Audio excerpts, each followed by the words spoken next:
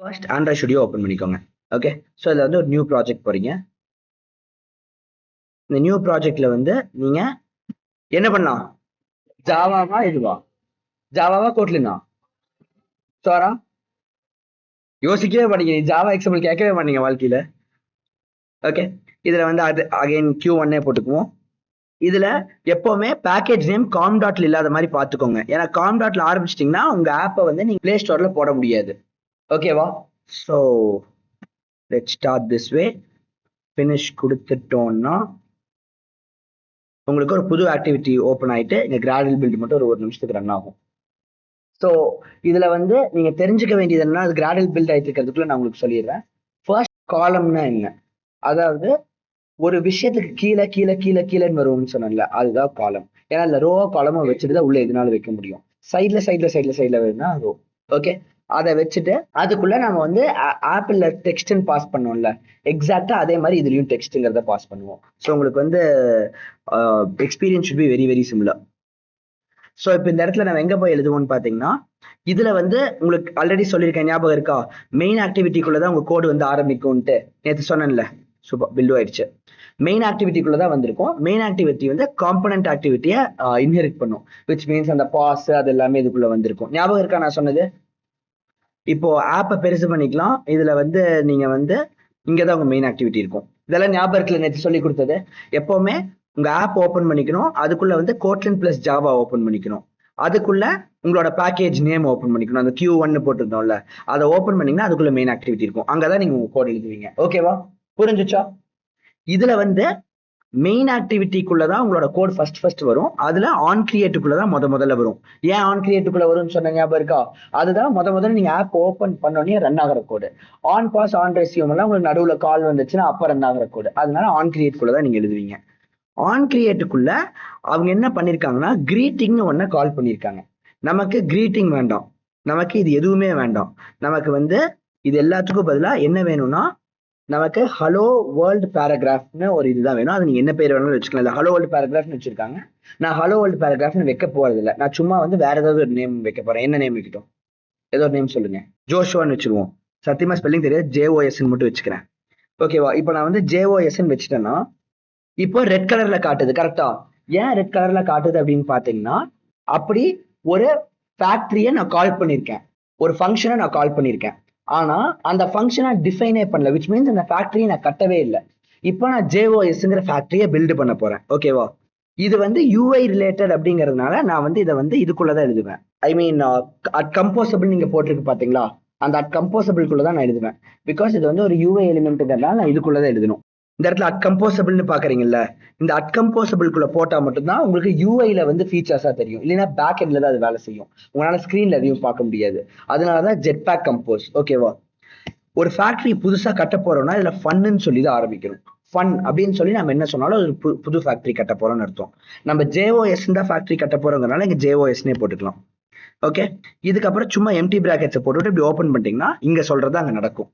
அதனால இந்த இடத்துல நம்ம இந்த ஃபேக்டரியை கூப்பிட்டு இருக்கிறோம். அந்த ஃபேக்டரி என்ன வேலை செய்யணுங்கிறத நம்ம இங்க எக்ஸ்பிளைன் பண்றோம். புரியுது அது எப்படி ஒர்க் ஆகும்னு? இங்க லைன் பை லைன் வந்தோடனே இங்க வந்தோடனே இதுக்குள்ள போய் இதுக்குள்ள இருக்கிறதெல்லாம் செய்ய ஆரம்பிச்சிடும். இப்ப புரிஞ்சுதா? இப்ப இந்த இடத்துல வந்து நான் என்ன பண்ணேன்னா ஒரு காலம் வச்சு அந்த காலம்குள்ளதான் என்னால எதுவுமே கொடுக்க முடியும். ஸோ நான் வந்து ஃபர்ஸ்ட் ஒரு காலம் வச்சுக்கிறேன். COLUMN ஒரு காலம் வச்சாச்சு. இப்போ இந்த காலம்ல எரர் காட்டுது. ஏன் தெரியுமா? அங்க ஆப்ல ஸ்விஃப்ட் UI இம்போர்ட் பண்ணோம். கரெக்டா? அந்த மாதிரி இந்த காலம்க்கு ஏத்த உடனே நம்ம இம்போர்ட்டே பண்ணல. ஞாபகம் இருக்கா? டெக்ஸ்ட்டுக்கு வந்து ஸ்விஃப்ட் UI அதுல இருந்துச்சா? அந்த மாதிரி இந்த காலம்க்கு ஏத்த இம்போர்ட்டை நம்ம இங்க கொடுக்கவே இல்லைங்க. நிறைய இம்போர்ட் கொடுக்கணும். அங்க ஒரு இம்போர்ட் முடிச்சது இங்க இத்தனை கொடுக்கணும். ஸோ அதை இப்ப பாத்துக்கோங்க எத்தனை இருக்குன்னா லைன் நம்பர் 3ல இருந்து லைன் நம்பர் 14 வரைக்கும் இருக்கு. இப்ப நான் வந்து காலமை வந்து ஆட் பண்ணா Alt Enter கொடுத்தீங்கன்னா அது வந்து இம்போர்ட் ஆயிரும். இப்ப நீங்க இம்போர்ட் கொடுத்துருந்தீங்க, இது கலர் போயிடும். ஆனா இங்க பாத்தீங்கன்னா இப்ப 15 இன்னொரு லைன் புதுசா வந்துருச்சு. தெரியுதா? ஒரு புது லைன் ஆட் ஆயிருச்சு இல்ல? 3ல இருந்து 14 வரைக்கும் தான் இருந்துச்சு. இப்போ இந்த காலம்குள்ள நம்ம ஏதோ ஒண்ணு கொடுக்கணும். சோ இந்த காலம்குள்ளதான் நம்ம போய் நம்ம டெக்ஸ்ட்டை வைக்க போறோம். ஓகேவா? இதுல வந்து டெக்ஸ்ட் ஹலோ வேர்ல்டுன்னு தான் நம்ம வைக்கணும். சோ இதுல வந்து அதே மாதிரி அங்க எழுதின மாதிரியே டெக்ஸ்ட்னு போட்டுட்டு டெக்ஸ்ட்டுக்குள்ள நம்ம அதுல ஹலோ வேர்ல்டுன்னு கொடுத்தோம்ல, இதுலயே அதே மாதிரி ஹலோ வேர்ல்டுன்னு கொடுத்துருவீங்க. இப்படின்னு கொடுத்துட்டீங்கன்னாவே அது அங்க வந்துடணும். டெக்னிக்கலி இதெல்லாம் வந்து ரிமூவ் பண்ணி விட்டுலாம். ஓகே, ரன் பண்ணி பார்ப்போமா? முதல்ல வந்து வெறும் ப்ளே பட்டன் மாதிரி இருக்கும். இதை அப்டேட்ல மாத்திட்டாங்க, இல்ல நான் வேற தப்பா கிளிக் பண்றேன்னு தெரியல. Hope so, I hope I'm doing it right.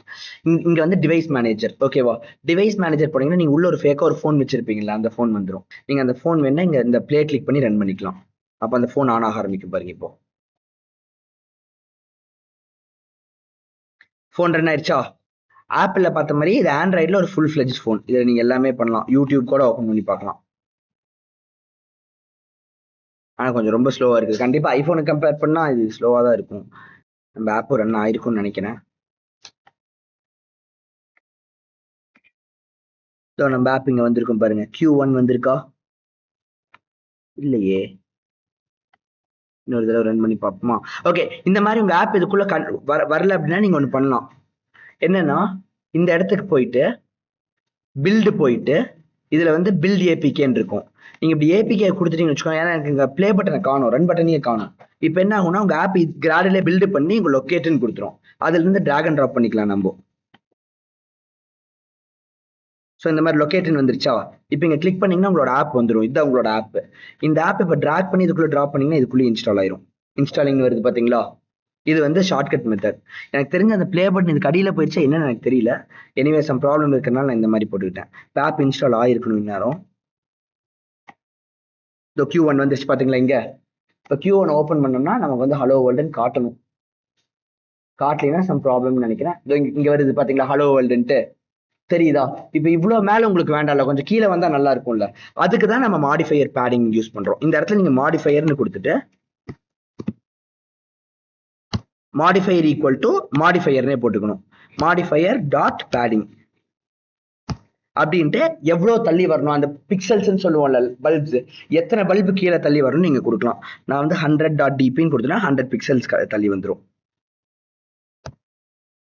இப்போ இதுல வந்து இந்த டிபிங்கிறதையும் நம்ம தனியா தான் இம்போர்ட் பண்ணணும்.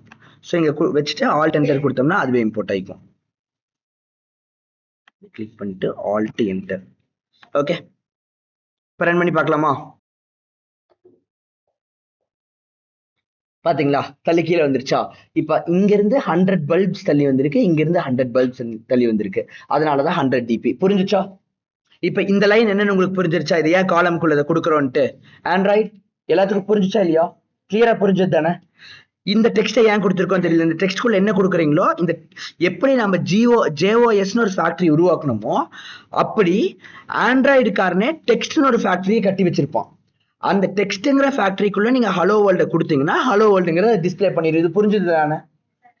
அதே மாதிரி காலம்னு ஒரு ஃபேக்டரி உருவாக்கியிருப்பான். அந்த காலம்குள்ள நீங்க வந்து எவ்வளவு மாடிஃபையர் பேடிங் கொடுக்குறீங்களோ அந்த அளவுக்கு உள்ள கொடுக்கறது எல்லாமே கீழே தள்ளி வரும். இதுவும் புரிஞ்சது தானே?